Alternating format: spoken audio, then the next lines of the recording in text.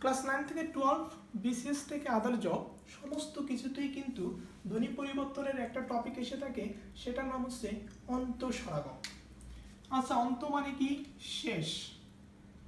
স্বরাগমের স্বর যোগ আগমন, তাহলে কি দাঁড়ালো? শেষে স্বরবর্ণের আগমন, অর্থাৎ কোনো শব্দের শেষে যদি কোনো স্বরবর্ণ আসে তাহলে সেটি হবে ধ্বনি পরিবর্তনের অন্তঃস্বরাগম।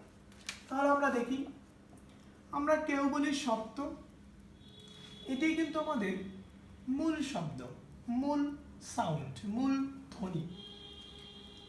কেউ কেউ এটাকে বলে থাকে সত্যি।